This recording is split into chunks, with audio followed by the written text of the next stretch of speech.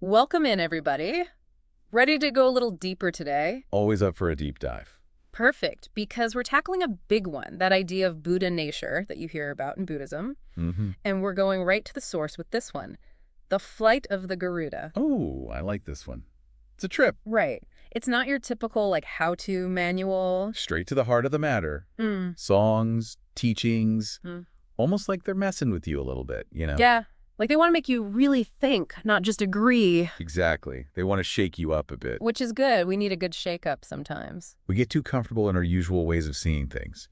This text, it's like it throws the doors wide open. Okay, so for folks tuning in who've maybe heard the term Buddha nature but aren't quite sure, what's the core idea we're working with? Basically, this radical idea that our true mind, Not the everyday, grocery list mind. the essence of who we are, is already enlightened.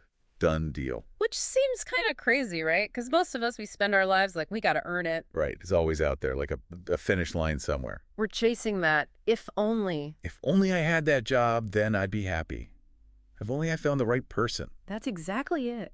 It's like that beggar the text talks about sitting on a gold mine. I love that one. But he's so busy begging for scraps, he doesn't even know the riches he's got.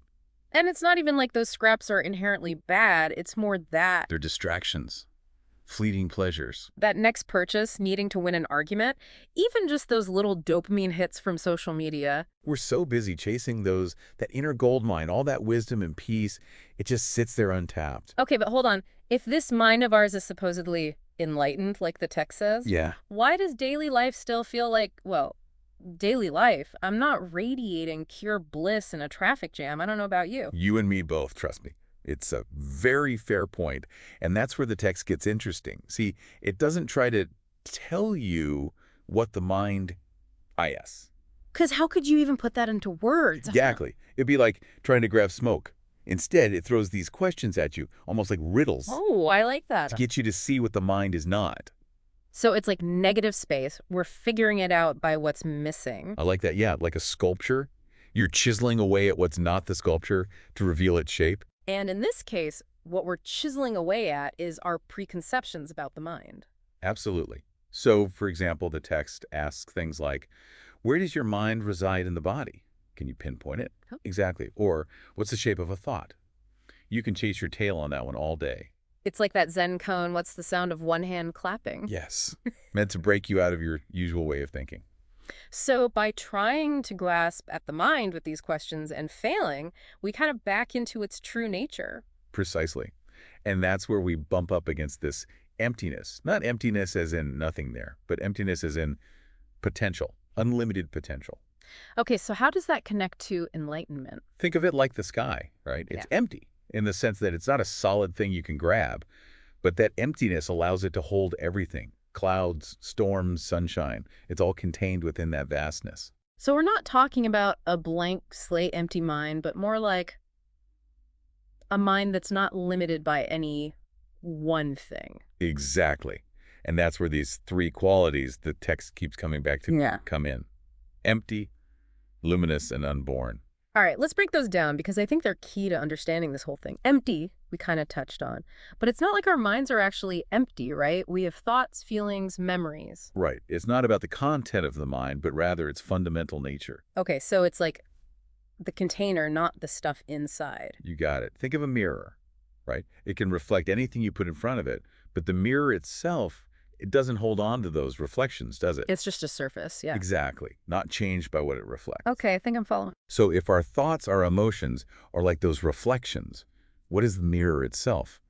That's where luminous comes in. Oh, okay, I was going to ask about that one next. It's this natural radiance and awareness that's always there, underneath it all. Like always switched on, even when we're not paying attention. I got it. The text compares it to a clear, open sky. No matter how many clouds pass by, how wild the weather gets, that open sky is always there in the background. Okay, yeah, I like that. But those clouds, though, those thoughts, they really can take over sometimes, Oh, tell me about it. Get all gloomy and block out the sky completely. And that, my friend, is where unborn comes into play. This one's a real head-scratcher. Unborn mind. What does that even mean? Does that mean, like, my mind has always existed?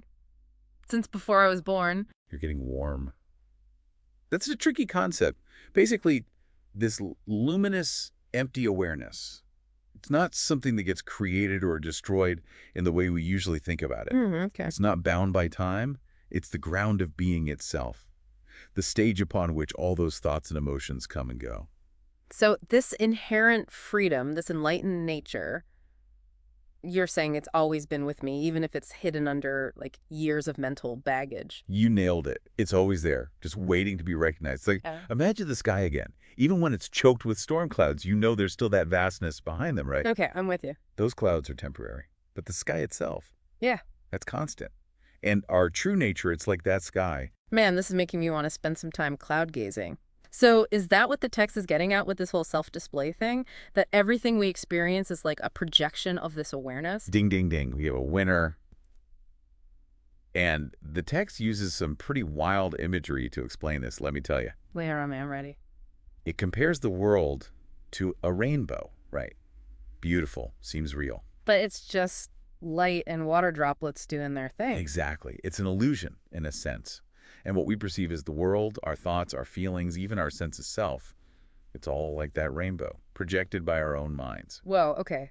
Back up a sec. So you're saying external reality, it's not really real. It's not that it doesn't exist, but our experience of it is filtered through our own perception, our own senses, which are ultimately a product of this empty, luminous mind. So it's like our mind is the projector, the world's a big screen, but instead of a movie, we're projecting our own thoughts and feelings onto everything. Now you're getting it. And here's where it gets really wild.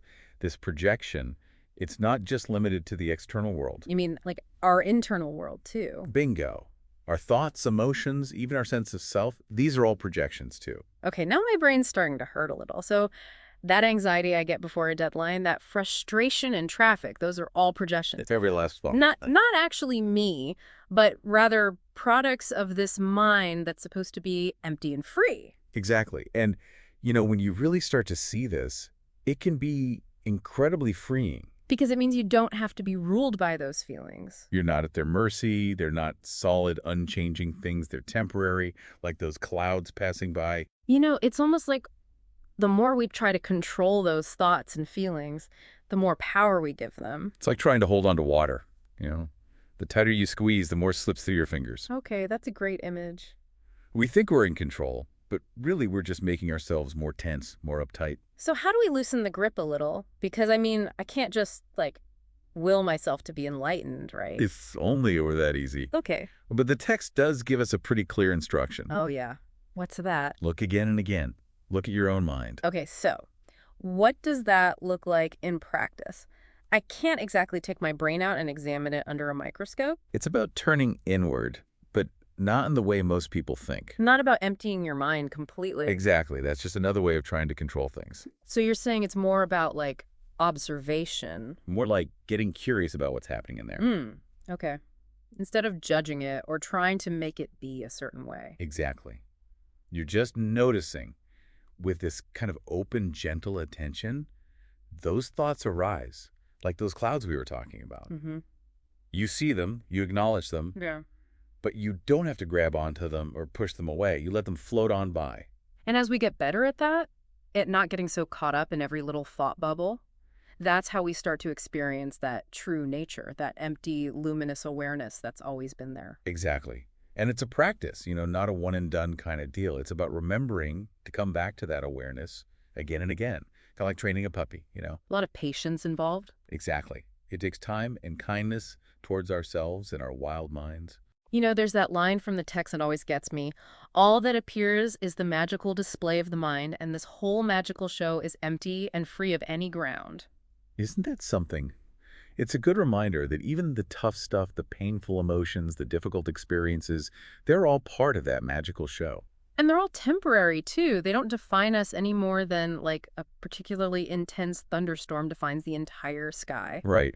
It's about widening our perspective, remembering that we're bigger than anyone thought or feeling. We're that vast, open awareness that can hold it all.